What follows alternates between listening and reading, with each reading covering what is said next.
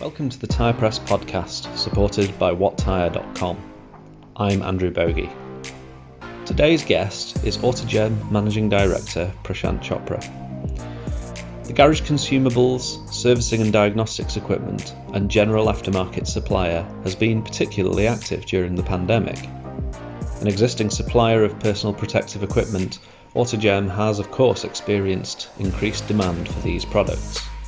However, its tyre servicing equipment has been in particular focus, with the launch of an expanded and enhanced TPMS offer with the iSensor Pro. We started our conversation with how Autogem has dealt with the effects of COVID, which hit close to home when Prashant's brother and business partner Adit was ill with the virus, and the lessons learned during this difficult year.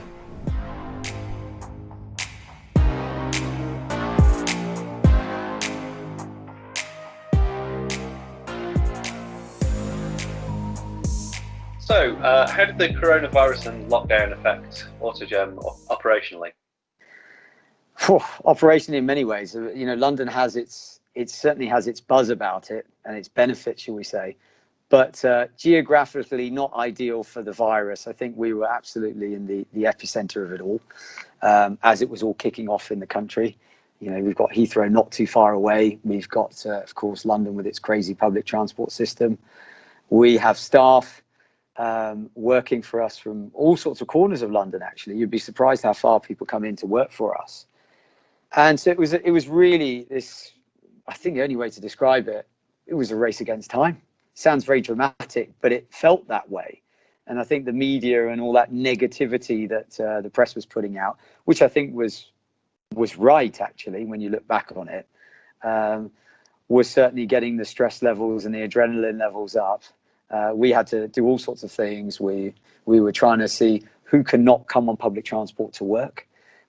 If you have to come on public transport, can you come late to work? Can you leave early? Can you do a few less hours to reduce your exposure to the crowds? Because I'm sure you saw the pictures of what the London Underground was early on, and the social distancing and how it was impossible and everyone's crammed up. And then they started reducing the number of trains that were available. So more people on the platform crowding and all that kind of stress. So that was very, very intense for us. But I think it was probably intense for everyone. And then, of course, operationally, we've had, just like everybody else, supply chain getting affected, inbound products getting affected. That's something that came later into lockdown, not initially as lockdown was happening. It was more a case of, because we had a lag with the East, and that kicked in later. And I believe it's still happening now for tyre wholesalers in particular, where they've got this lag and they're waiting for tyres to come in to be able to sell them. And then I think operationally, all the couriers were massively affected with the amount of online buying people were doing. So service levels from DHL and the UPSs and FedEx of this world started getting, shall we say, not as fancy as the advertising says it is. And that definitely had an effect on us. I think for us, we also made a conscious decision quite early on to furlough as few people as possible. So anyone who was direct sales related, as in warehouse picking, and as things slowed down, yes, we did a little bit of furloughing there. But anyone who was or could work on various projects that we had sort of lined up, we said, okay, let's just raid the war chest. Let's keep them on. Let's do all that housekeeping. Let's do all these launches and marketing. And I think if you've been following us on LinkedIn lately, we've been doing so much over the last 6 months. So in some ways, it sort of shifted the focus of what we were doing, and a little bit of spare time gave us the opportunity to do lots of things that we had been planning to do for a while. So yeah, exciting. Did you find so? It makes sense that you were sort of refocusing teams on things that needed to be done. Did you find that there's actually plenty of work to be done as a team, enough to justify as a business the decision to keep people off the furlough scheme, or was 100%?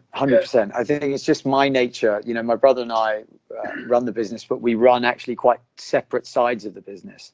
And my brother's a little bit more bullish and I'm quite bearish. And I'm actually, people get quite surprised. I'm quite pessimistic actually in my approach to things. So I'm always the guy who runs things quite fine. I don't like too much fat on the bone in terms of excess resource. And it takes a lot for me to justify investing in something. My brother, on the other hand, his side of the business is growing. You know, the last 4 or 5 years in particular has been growing very, very quickly indeed. And it's a completely different market to what traditionally people know of Autogem. So he's definitely more bullish, and he's like, right, I'll take on another person, you know, and he may discuss it with him, he may not discuss it with me, and suddenly there's another 2 or 3 people in the business, and it just works that way. So there was definitely, leading up to lockdown, huge amounts of personal stress about how could I reallocate people. I know I have lots of things I want to do. I don't want people to be on reduced salaries. I don't think that's nice for them. And I think as a business, we had a war chest. To be fair, we've been fortunate. I think we're financially prudent. We're not these super aggressive growth strategy kind of guys, you know, and we don't have any kind of heavy gearing in our business and so on. So for me, it was more a case of, let me see what I can get the guys to do and how can we divvy up the work and so on. And actually, it just worked wonderfully. It was, I can't believe I'm saying this, especially after the amount of stress it was building up to it. But I'm really happy with the investment we made. Really, really happy. And it sounds really bizarre, but I'm going to say it. I had our business manager say to me the other day, he says, you know, you seem so much more calm and relaxed. And I would say, I think it's because we made some hard decisions, and looking back, they were so the right decisions. And it's given a sense of clarity to my mind, which I can't remember the last time having it. And I think that little pause for breath, that little extra bit of bandwidth that I could have had mentally, perhaps not being a tire retailer, not being absolutely on the coalface and really being a bit reactive to what the car retailers needed, gave me a bit of space to think. And it was actually really nice. So yeah, lots of deliverables. Sounds very business speak, doesn't it? But we got loads of deliverables during COVID, during lockdown. So, you know, quite happy about that. Yeah, we'll definitely come on to a bit more about that later. But you also mentioned about the sort of rise in e-commerce and increasing use of online systems. Can you talk about how Autogem adapted to this situation? I've, you know, for those who know me, I'm a little bit techie in my own sort of way. So I became a little less techie as I've got a bit more busy and I can't keep up to date with things. But we've fortunately, as a business, been on Teams since 2018 actually, and I've been a massive fan of it. And those people that I do business with certainly, you know, are you using Office 365? Are you using this? Are you using that? Oh, you must try this. You must try that. Oh, I love this collaboration aspect. So we've been enjoying those benefits for a long, long time. And then suddenly, for us to all start working remotely, because we don't actually have that many remote people in our business, that was a change. But it was good that we were already on a platform to be able to take that change on board. And I had 13 of us working online from our houses early into lockdown. To be fair, I was back in the office within 2 weeks as my brother got quite unwell. I took over the baton for, so we say, being here operationally. And then we realized we've got so much office space, let's start pulling people back. So we weren't actually working remotely that long internally as the people in our business, but it was good. I would say it kind of cemented our team. I thought we were strong anyway, but now I would say we're 10 times stronger as a unit, which is one of these kind of weird positive COVID side effects, I think I would call it. Yeah. But there have been a few of those, and maybe we'll get onto some more of those later. But outside of the business, I think the culture of, like we're doing now on a Microsoft Teams meeting or a Zoom meeting, people have got used to it. And that's been really good for us, because that's allowed us to facilitate these webinars and meetings and product launches, as you know about. and people are not so sort of terrified of how do I get on that and what do I need to do. They've already done all the fidgeting around with their computers and phones to be able to connect. So we didn't have to be IT support on that. So that's fantastic. And that's, again, another really positive symptom of it. I don't know if you recollect from the iSensor Pro launch, but we created an online booking system for our TPMS tune-up sessions, allowing our customers to book a one-to-one, sort of customized online training session for their TPMS at their convenience. And again, the technology is allowing us to do that, and that's just been quite cool, I guess, if that's the right word to use. And off the back of that as well, we've had a B2B platform in place now for years. I think must be about 6 or 7 years. So more and more customers decided during COVID to jump onto that platform, and that was great. That suits us down to the ground as well. In fact, we've got a modifications meeting coming up on Thursday to see how we can further do some developments to kind of improve the customer journey further for people as a result of increased take up of the platform. So it's been interesting, really, really interesting. It certainly seems like there's a sense in which the summer's been a catalyst for people to take up some of the headroom in IT systems that are already in place, and therefore there's a good chance that they'll continue to use them after this situation is resolved. Do you think that's where Autogem's business is going? Do you think there are aspects of trading that'll persist beyond the pandemic that have risen during this time? I think that teamwork thing that we got, definitely. And I think that the remote working forced us to have a little bit more structure to our day as a team, because suddenly you don't have the ability to just walk up to someone and say, what are we doing about this? What are we doing about that? You don't want to disturb them so much. It's so weird that you feel that you can just disturb someone as you can look across the room and see what they're doing. But you can't quite do that in a remote environment. So it put a lot of structure into our internal operations. And that's been, again, another positive, I would say. But yeah, there's been so much change. Face-to-face meetings, I think, have become more valuable. I don't know. Everyone's got a different risk profile at the moment about getting out and about. Some customers are saying, hey, come and see us. Some are saying, oh, please don't. We had early on, pre-lockdown, around February, we had some meetings planned and we had a few cancelled on us where people saying we're a bit worried, and we didn't really understand that fear. But actually, within weeks, we totally got that fear, and we were like, oh, they're really scared of us in London, aren't they?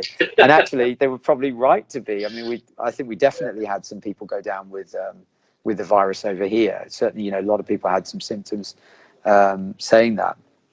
So I think face-to-face meetings definitely have become more valuable. But on the flip side, I think people have become pickier about having them. Now, fortunately for us, we don't have loads of salespeople on the road. We do have field salespeople, but because we're not doing, should we say, milk rounds or let's come round for a cup of coffee and a chat type rounds, when we tend to see people, we like to think we go with quite a big portfolio of goodies for them, really. So it's relatively productive. But I have been hearing from some customers saying, oh, thank God all those guys who keep turning up in their vans or whatever are not coming and hassling me anymore. They're giving me distance. I can get on with my job. Yeah. So I, for us, that's not our business model. So that works arguably quite well. But yeah, we're excited to have some really nice face-to-face meetings, and I think people have missed each other, if that makes sense. Even though, like, we're seeing each other now, won't it be nice to see each other in person? Of course, always. It has something different about it. Yeah.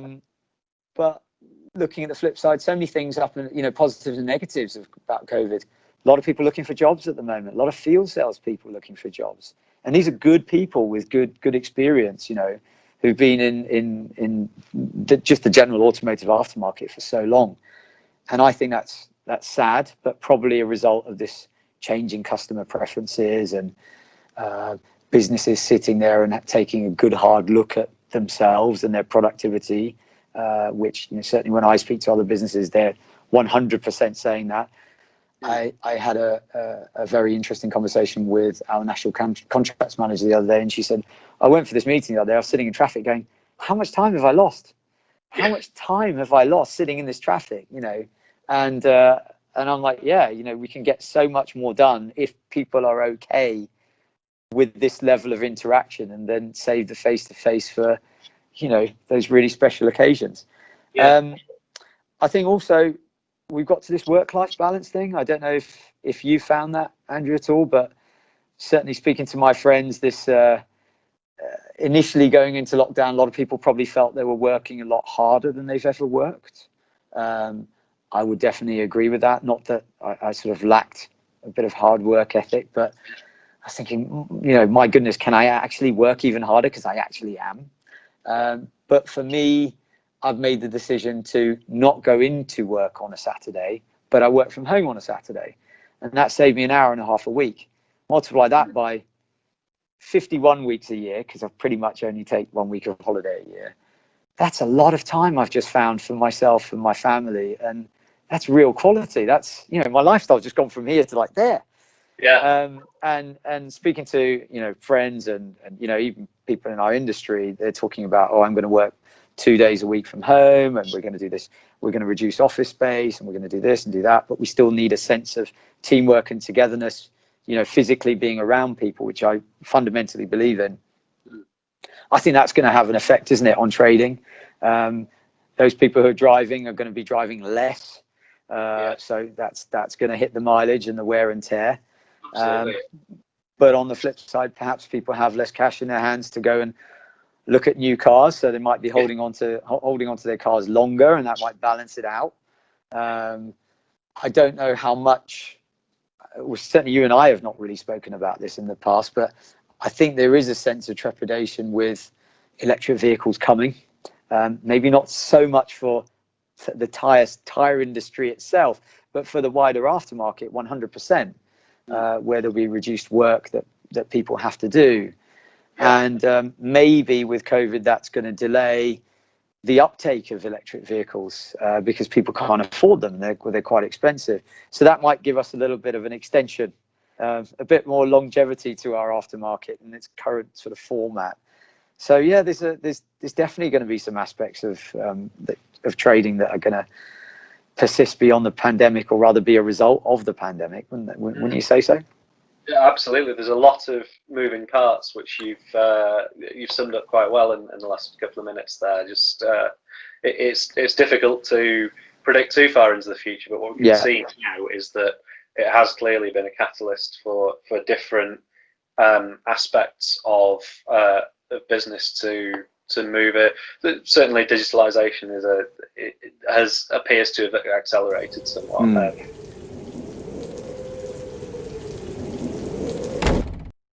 Finding the right tyres for the right conditions is important. Whattire.com will help you find the right tyres for your car, whatever that may be. So if your tyres are underperforming or in need of replacing, get free, impartial and independent advice with Whattire.com. Whattire.com. Find the best tyres for you. I also wanted to talk about businesses that maybe can't digitize as much, and of course some of those are garages, because you have to have your car there, and you have to be there in person in some degree, don't you? So I know that Autogem's business provides the kinds of products that allow these garages to make a safe environment, and I'm wondering how Autogem therefore supported customers looking to do that in the summer months when conditions were particularly difficult for these businesses. You know what?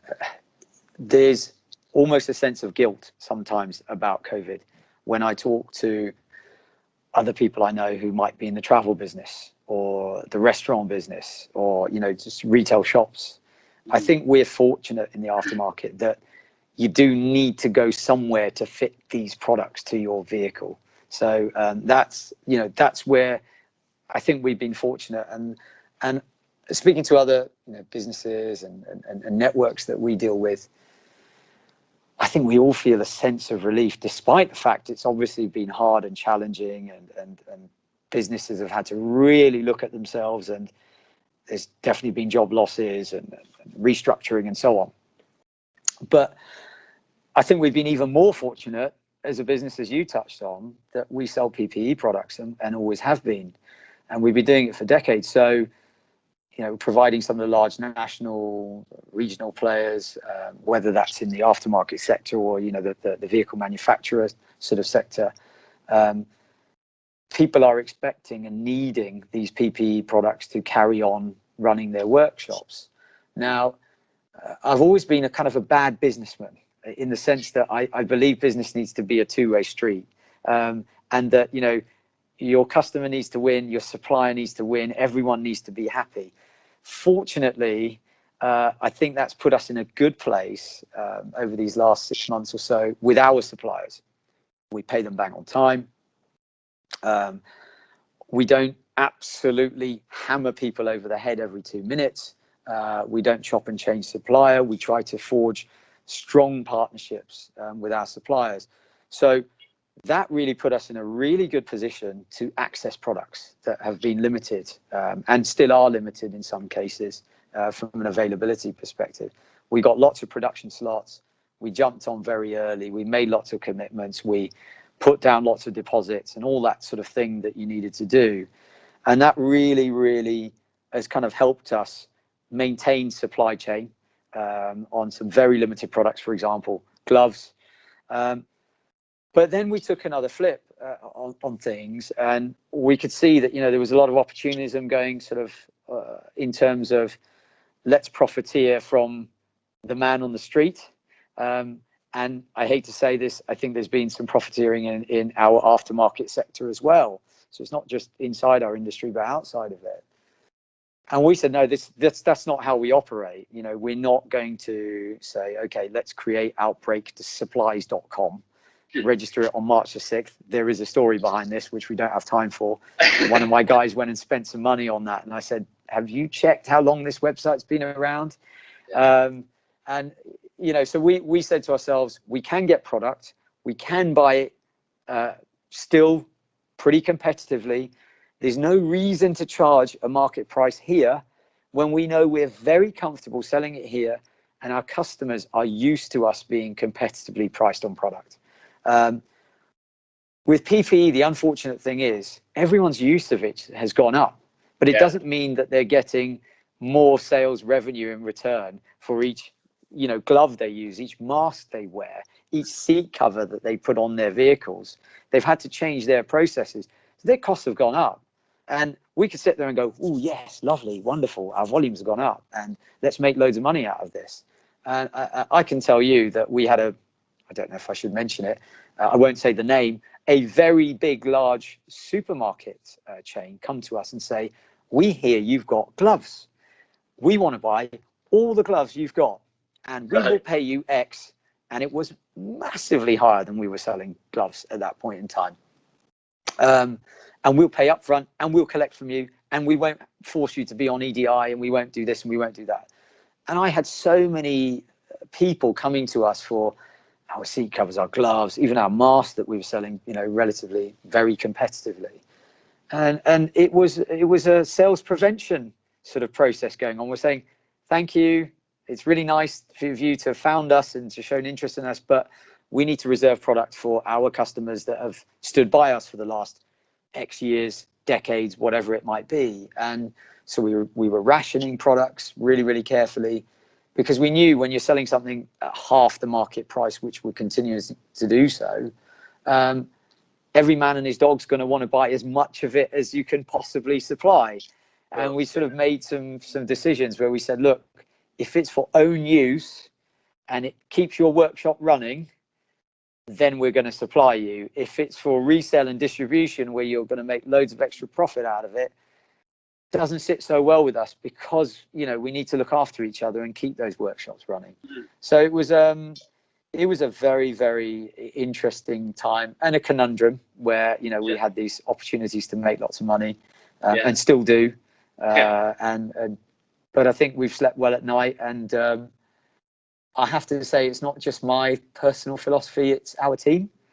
We're all in agreement. We all believe that this is what our values are. and it's really nice. I'm proud of the guys that they feel like that as well. So Yeah. I don't know if that answers your question. Well, I was just on that front. I was just wondering if you did run into any supply issues due to the massive uptake, and the fact that, of course, there was more competition for getting the products in the first place. I would assume. Oh yeah. Yeah. How did you manage that? Was that Begging, reminding Yeah. people we've been their customer for many years.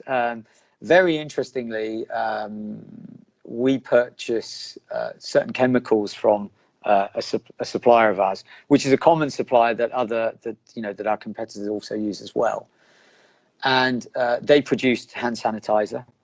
It was not a difficult product for them to produce, and we were selling at sort of £3 something for 500 ml, just to quote an individual example. And we knew of people selling at £11 plus. And buying from exactly the same place. And we just thought, no, that's just not how you do things. These poor chaps have got to buy that sanitizer for their customers. They don't want to make any money from it. This is increased cost. And did I have that discussion with the manufacturer? Absolutely, I did. And I said, look, you know how we are. I'm going to tell you how much I'm selling this product for.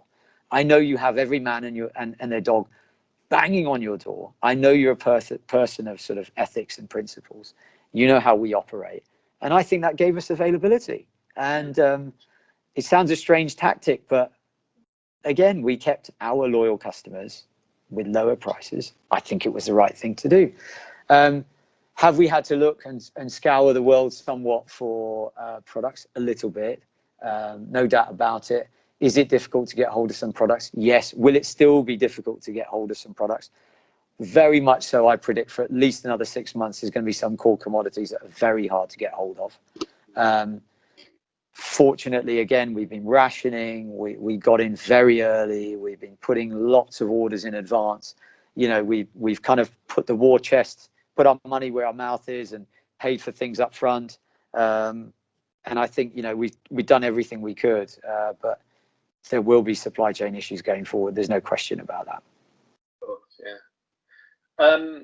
Well, moving on from that, we've also alluded briefly to the fact that you've continued to launch new products through the spring and summer, and the tire diagnostics product side and TPMS has been particularly in focus with the upgrades to tread spec drive over scanners and the iSensor Pro update to your TPMS tool. Can you talk a bit about the advantages of these upgrades and what they offer to people in the market as opposed to their previous versions? I'm feeling a bit embarrassed now, Andrew, because it's like you're saying, Prashant, can you crank your enthusiasm dial up? I kind of struggle not to keep it, off 10. You're putting me to about 15 here. This is not 11. This is right up there. I'm warning you. You're going down the wrong route here. But no, let's take it a little bit away from our products. I think we should talk more about the market and how life has changed. And you alluded to that actually, about how kind of, you didn't say death of the high street, but you did say how people are digitizing their businesses, and I don't like it personally. I like to have the ability to go and browse shops, and I like to know that there's shops to go and see product there, and I like to talk to people who know about what they're selling and so on, and I like to engage. And I don't know how much you've actually managed to get out and do a little bit of shopping, but it's been really a frustrating experience. Actually, you go into a superstore and there's massive queues outside, and you think this is just not a fun process. So coming back to our products, all the key products that we've been launching have all been about consumer engagement, actually. So starting with the tire diagnostic solutions, you're scanning a tire, whether you're driving over a fixed solution or you're using the handheld groove glove. You're scanning the tire, you're collecting the data, but you're presenting it to consumers in a way that 99.9% have never seen before. You're making that a little bit more engaging. Now, I know I'm getting all excited, but I can't help but say what I see. And when we shot a customer testimonial video a few years ago with Groove Glove, it was amazing talking to people about how the consumers got so excited about, wow, I need to show this to my friends. What a great advert this is for my business.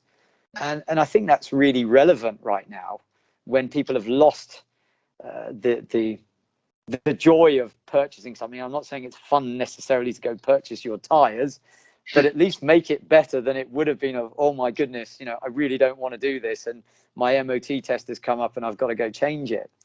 So that's where we see the sort of tire diagnostic solutions. And to be fair, the TPMS iSensor Pro has brought all sorts of advantages. You can now take photos. You can show your customer the photos. You can log evidence of, say, wheel damage. You get the Wi-Fi updates. You've now got the built-in tread depth reader and all these sorts of lovely functions that comes with. And it actually makes the product arguably more exciting to use when it's just a bit more techie in your hands, depending on what sort of person you are. So that might increase your engagement, increase your desire to engage with TPMS, new revenue streams, which is what people need right now. Businesses are having a hard time. Yes, we're going to go through a busy spell, but what's going to happen when that all calms down, comes sort of springtime, post-springtime, when the backlog has been cleared on MOT, what is really the new normal? I don't think we know it just yet. And I think we need to be as prepared and have as exciting, engaging business as possible to do that. And I know it sounds bizarre, but I would actually bring our Michelin wiper blades into that equation as well. You've got it's behind me now, but it's such a global brand. It's got such strength to it, such value to as a consumer brand. Unlike arguably some parts, suppliers that we know in the aftermarket as people who know, what a Bosch is or so on. But consumers look at Bosch as perhaps a fridge freezer or a kettle or a microwave or something, or a dishwasher. Whereas Michelin, it's tires, it's rubber, it's high quality, it's all these sorts of things. So what we've done is we very much looked at how we've approached iSensor, how we approached Groove Glove, about how can you communicate better with the consumer and put in the e-learning, put in the the sales flyers, put in the lookup tools to make it easier to know which blade to use, the reduced stock holding, all these kind of things, to kind of make it a little bit easier to have the opportunity, even the videos that we provide that can go in people's centers, retail sites, put up on the big screens. Anything that can improve that engagement, the lovely marketing, the lovely picture of Bibendum and so on. And I think we do need to engage with people better, and we will need to engage with people better, because they're going to be engaging less when, unfortunately, it is that's easy to buy on Amazon, that's easy to buy on eBay, let's just click away. Oh, look, I've got my Prime delivery and I've paid for that. Bingo, I don't even have to pay for delivery. It's tough. Let's try to keep people coming in, and I think that's where certainly those key products can help. And we're, as you can see, I'm not quite on 15. I'm probably on 12 on the enthusiasm chart. But we are genuinely really excited for anyone who wants to engage with us on it, because we know what it can do for their businesses, and those guys who are jumping on are enjoying that. That's how I see it. Buzzed. Yeah. Obviously, the engagement of people and indeed your customers and their customers themselves, the end users, that's clearly a challenge with digitization. And you touched on it there with your video approach. Do you think you've tweaked the approach to these products to acknowledge the fact that there are people, significantly more people now, using e-commerce methods to come to these products and indeed come to the businesses that you're supplying? Do you think you've tweaked things in that direction? I can't say we're experts, but the enthusiasm dial sometimes helps. It sort of counters maybe the lack of formality. I don't know. We are definitely looking into things deeper. I'm really glad with what we've done so far. We've had really positive feedback on our various sort of webinars and launches, and we were delighted to have you join us on one of them not so many weeks ago. I think what's been interesting is listening to the customers' sentiments right now about, are they ready to invest? Are they not ready to invest? Are they busy downsizing their business? Are they busy upscaling their business? Are they busy making sure their staff have taken all their holidays before the busy time that's expected to come now? And all these kind of challenges that people are having. So we'd love to do more events, but we're sort of listening and trying to get a vibe for the sentiment of how ready people are for more events. But yeah, we've thoroughly enjoyed doing them. There's absolutely no doubt about it. It's been great, and the sales teams loved it as well. They've really enjoyed it, and I think it's nice. It's a great way to get closer to us as a business, and we've introduced various different people during the presentations and get close to some of our suppliers, and so on. We're kind of opening up that chain of where we have exclusive products to say, well, look, come and meet the manufacturer and all that sort of thing. It's I think that's perhaps a slightly different approach on things, but enjoying it. Yeah.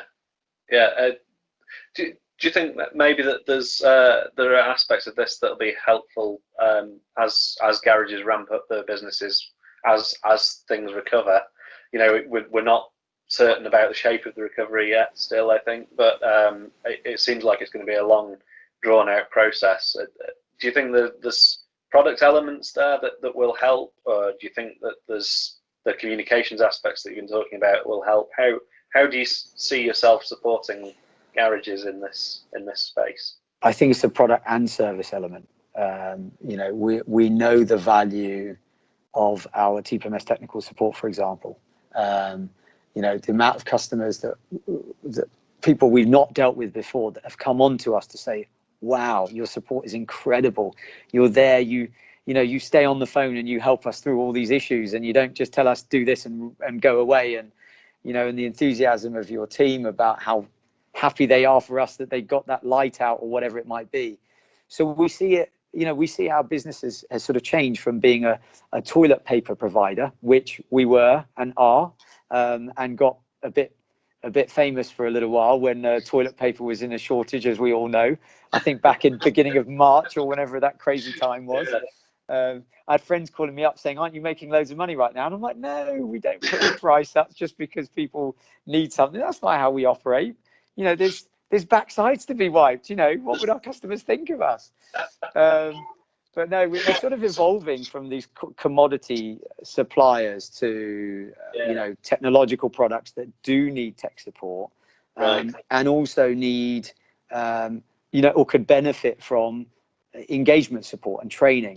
So that's really the philosophy we have now, that we want to take on products that excite people, engage with their customers, exclusive products exclusively to us, and actually things that we can support. So it gives us a chance to show who we are beyond just a B2B online ordering screen, or I want an XYZ please and ship it to me type thing. Yeah. It allows us to be more human in a strange way, if you know what I mean. Right. Yes. So are there more product lines on the horizon maybe that you can talk about, or maybe the segments in which you're looking to strengthen your business in the future?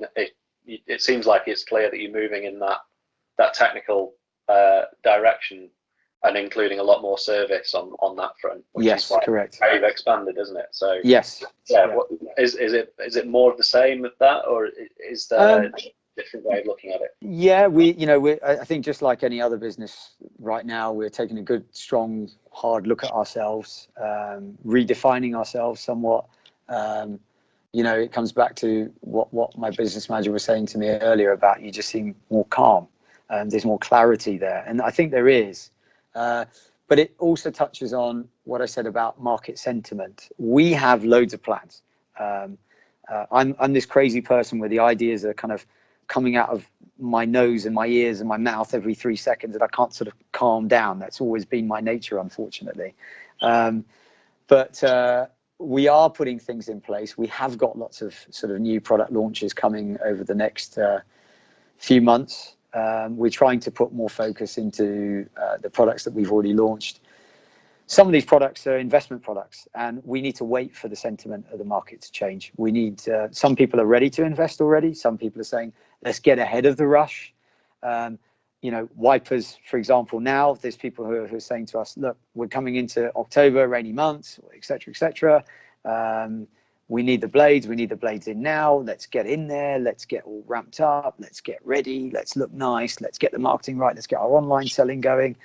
And then there's others going, yeah, I definitely want to do this, but I'm currently just cutting a few people out of our business. So it doesn't feel appropriate to invest in another, 24 iSensor Pros or whatever, but I can't wait to get them. I don't think it looks right in our business to do that. So we're like we've always been with the sales prevention, softly guys, believe it or not. I always say we're probably the least pushy salespeople you're ever going to meet.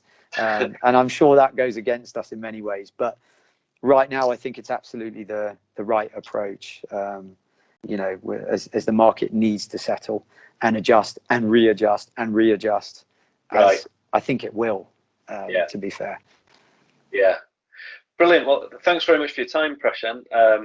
All of that was really useful and really interesting to hear an insight into where Autogem's going and where it's been in this year. It's been an interesting time. It's been an amazing time. It's a guilt-ridden time. It's been an incredibly stressful time, but it sounds really strange. Again, we've got so much more active on LinkedIn as well. There's deliverables. You actually see the results. That little pause for breath, that time to think and that time to do all that work in the background has given us momentum and a clarity, and it's really strange. It's a positive COVID symptom. There you go.